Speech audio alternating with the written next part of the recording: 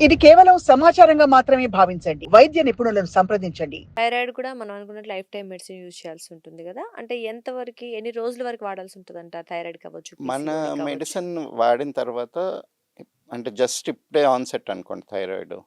వేరే ఏ మెడిసిన్ వాడకుండా మన మెడిసిన్ తోటి ఒక 3 మంత్స్‌లోని క్యూర్ అయిపోతది. ఓహ్! వేరే నార్మల్ ఏం అయిపోతది. వాడాల్సిన వేరే అవసరం ఏం లేదు. వాడాల్సిన పనుండదు.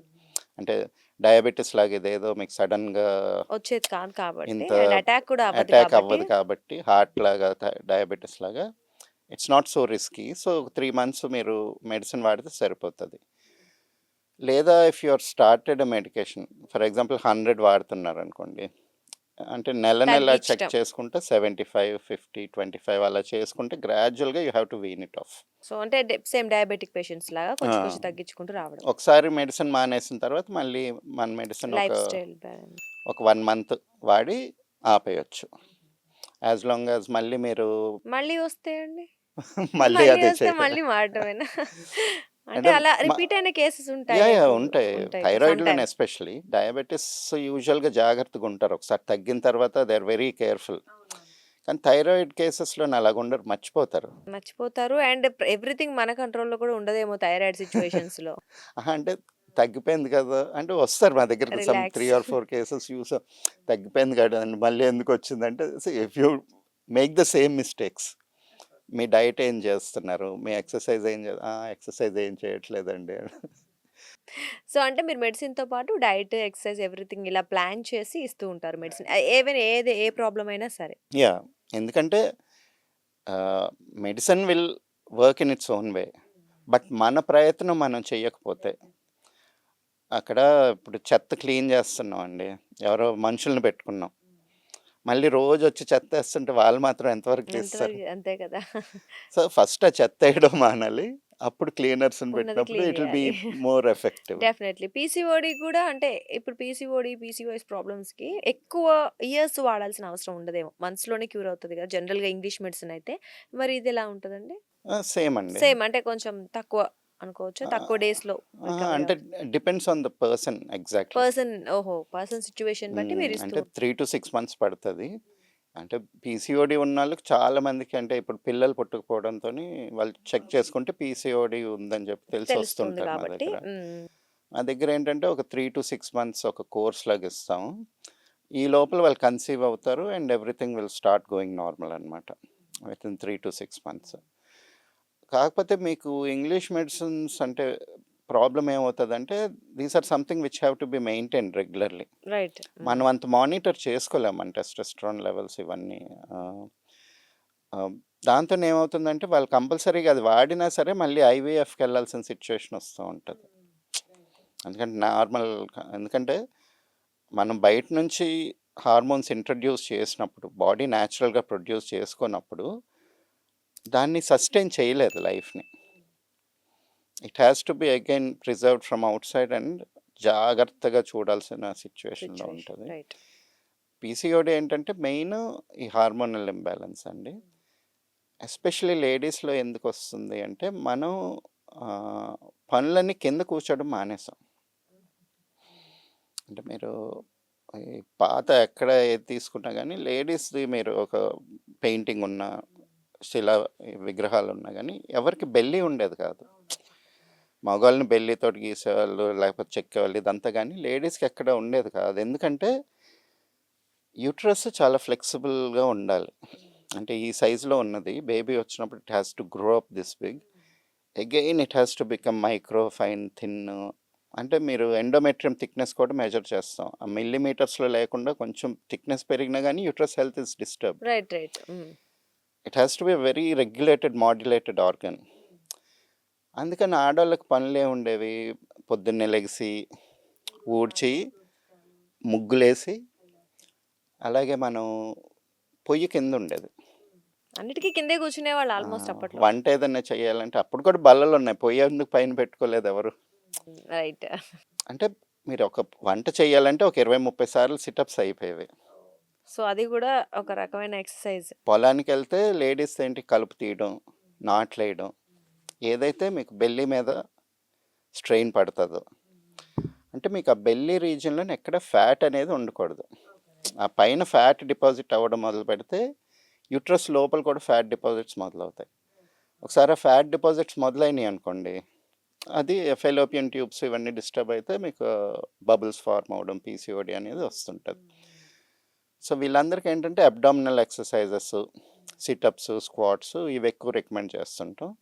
అగైన్ మళ్ళీ హార్మోనల్ డిస్రప్టర్స్ ఏవైతే ఫుడ్స్ ఉన్నాయో అవి తీసుకోకుండా కొంత లైఫ్ స్టైల్ చేంజ్ చేసుకొని మెడిసిన్ వాడితే అది క్యూర్ క్యూర్ అయిపోతుందంట. అయిపోతుంది. ఓకే. అండ్ ఇంకొకటి మీరు ఇందాకన్నట్లు మోస్ట్ కామన్ రీసెంట్ డేస్‌లో హార్ట్ బ్లాక్స్ లేదా ఏదో ఇంకా హార్ట్ అటాక్స్ అంటారు, కార్డియాక్ అరెస్ట్‌లు అంటారు. సో, ఇలాంటి ఎందుకు హార్ట్ ఇష్యూస్ పెరిగాయి. ఈ నేపథ్యంలో మరి ఎలా క్యూర్ చేస్తారు? మీరన్నారు మూలం నుంచి వెళ్తామని. వాట్ ఈస్ దట్ మూలం? అంటే ఆ మూలం ఏంటి? ఆ రీజన్ ఏంటి అసలు? Reason life style change. Only life style. అంటే మనకి హార్ట్ వచ్చేది అనాహత చక్రం. అనాహత చక్రం ఏంటి? It's about love, acceptance. కొంత అంటే ఒక ఎమోషనల్‌గా కూడా ఎమోషన్. కనెక్ట్ అయి ఉంటుంది. ఆ! సో, ఎమోషన్ అంతా రాంగ్‌గా ఫ్లో అవుతుంది. ఇవాళ రేపు. అంటే ఎమోషనల్ యాంగిల్‌లో మన ఫిజియలాజికల్ యాంగిల్‌లో తీసుకుంటే అదొకటి తీస్తే ప్యూర్ ఫిజికల్ ఆస్పెక్ట్ మాట్లాడుకుంటే మనం తీసుకునే ఫ్యాట్స్ కరెక్ట్‌గా లేవు ఇప్పుడు. ఇంతకుముందేంటి గానుగ నూనె వాడుకునేవాళ్ళం. నువ్వుల నూనె ఏదో. Which has been time tested over more than 5000 years back నుంచి మనకి నువ్వుల నూనె అనేది ఉంది. ఈ 5000 సంవత్సరాల నుంచి వాడితే బాగున్నది. సడన్‌గా ఒక 30 సంవత్సరాల క్రితం ఎవరో రీసెర్చ్ చేసి ఇదిగో అమెరికన్ హార్ట్ ఫెడరేషన్ వాళ్ళు ఇలా డిక్లేర్ చేశారు. రిఫైన్డ్ ఆయిలే మంచిది. ఇది మంచిది కాదనేసరికి మొత్తం అందరం నమ్మి మన ఫ్యాట్ సోర్స్‌ని మార్చేసాం. అలాగే మనం ఇప్పుడు బయట ఎక్కడన్నా ఫుడ్ తినాలంటే ఆ టేస్ట్, ఆ ఫ్లేవర్ రావాలంటే they are using Dalda. And బయట కూడా మొత్తం రిఫైన్డ్ ఆయిలే వాడుతున్నారు. అలాగే ఇప్పుడు మనం బయట ఈ చిప్స్ ప్యాకెట్స్ దగ్గర నుంచి ఎనీ ఫ్రైడ్ ఐటెమ్ ఏది తీసుకున్నా సరే దానిలో అంటే మన క్లైమేట్‌కి కన్సేబుల్ కానీ యానిమల్ ఫ్యాట్స్ ఇవన్నీ వాడతారు ఫ్లేవరింగ్ ఏజెంట్స్‌కి. సో, మనం తీసుకునే అంటే చీప్, కల్తీ కూడా ఎక్కువైపోయింది ఈ మధ్య కల్తీ కాబట్టి ఎక్కువైపోయింది. సో, ఇంకాస్త ప్రాబ్లమ్. ఇప్పుడు కల్తీ నూనె, పాడైన నూనె వాడినా పర్లేదు గానీ, మనకు అరగని నూనె వాడుతున్నాం. మెయిన్ అంటే మనం ఏదైనా ఫుడ్ తీసుకున్నప్పుడు డైరెక్ట్ కడుపులోకెళ్ళి అరిగితే సరిపోదు.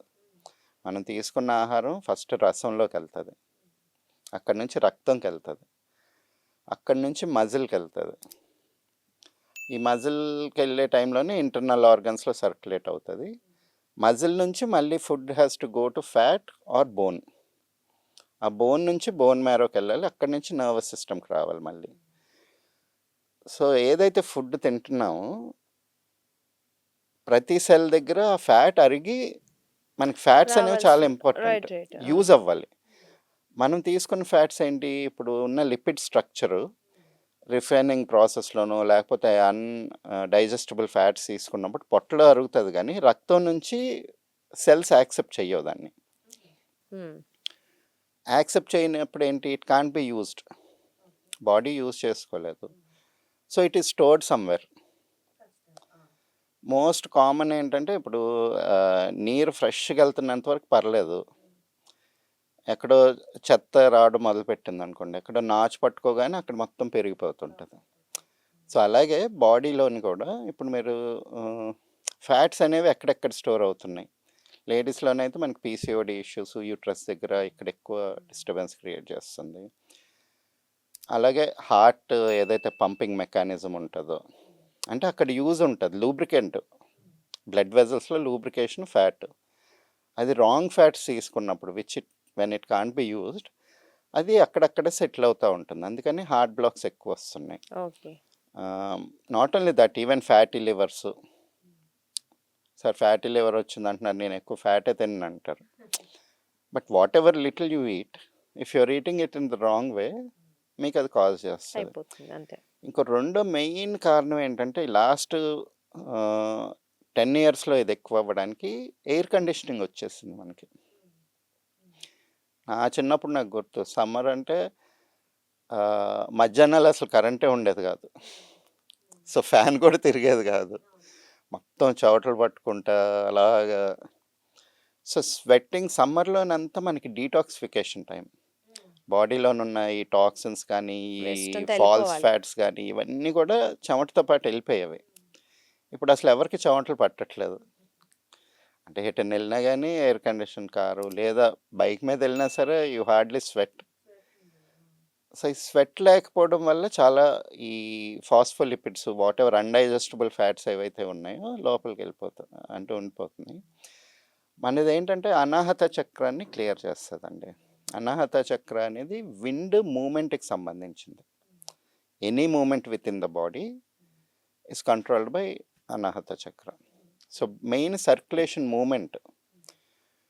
సో, మన మెడిసిన్ ఏం చేస్తదంటే లింఫాటిక్స్ దగ్గర నుంచి క్లీన్ చేయడం మొదలుపెడతది.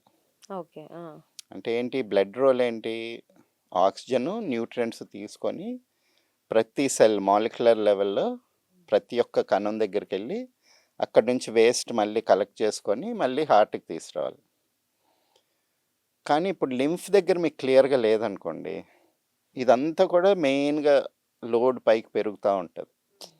ఇప్పుడు నీళ్ళు బాగున్నంత వరకు మోటార్ బాగానే పనిచేస్తది. నీటిలో బురద ఎక్కువైందనుకోండి, మోటార్ ఎఫిషియన్సీ పడిపోతది, మోటార్ ఆగిపోతది. రైట్. హ్మ్. సో, ఫస్ట్ ఆ వాటర్ క్లియర్ చేయాలి. ఆ బురద రాకుండా చెయ్యాలనమాట.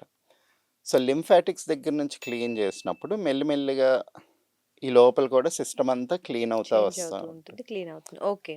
ఆ పర్టిక్యులర్ టైంలో అంటే ఆ మెడిసిన్ తర్వాత ఎన్ని డేస్ ఇస్తారు? అంటే ఇప్పుడు మరి కొంతమంది వీటికి కూడా వాడుతుంటారు. మీరన్నట్లు హార్ట్ బ్లాక్స్ కావచ్చు.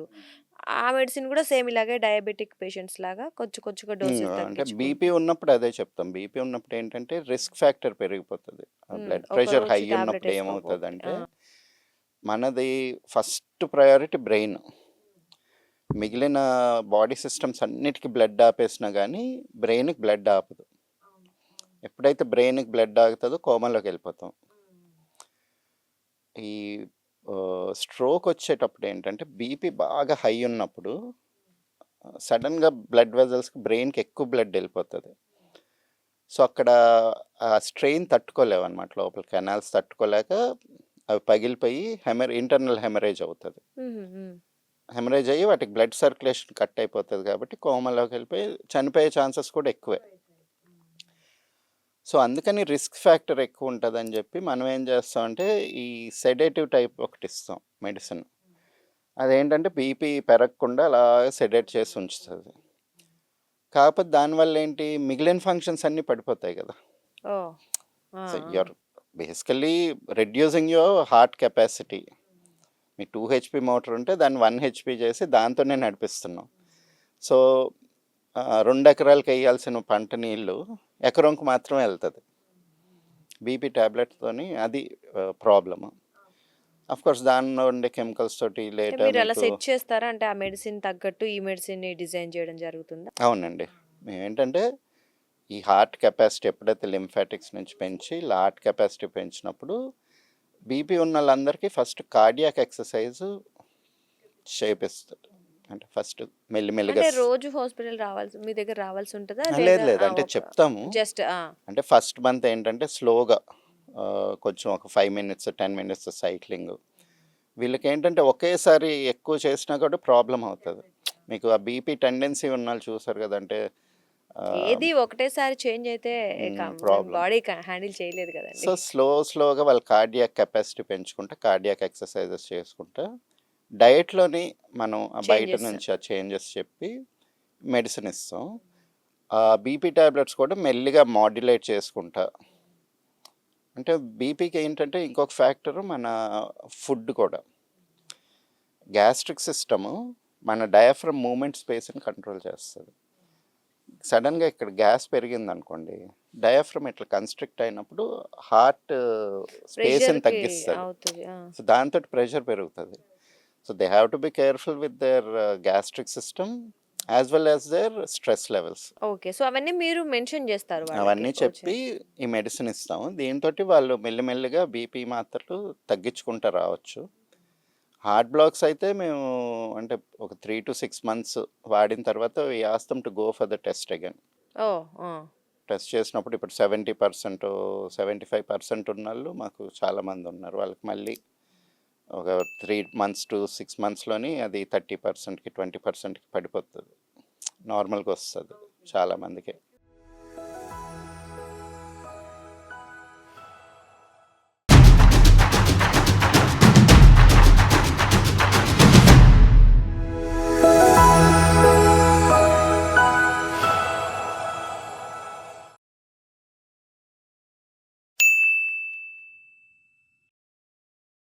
సాక్షి టీవీ ప్రసారాలను నిలిపివేయటం చట్టరీత్యా నేరం. సాక్షి టీవీ ప్రసారాల కోసం మీ స్థానిక కేబుల్ ఆపరేటర్ను వెంటనే సంప్రదించండి. DTHలో ఇంటర్నెట్లో కూడా సాక్షి టీవీ ప్రసారాలను వీక్షించవచ్చు.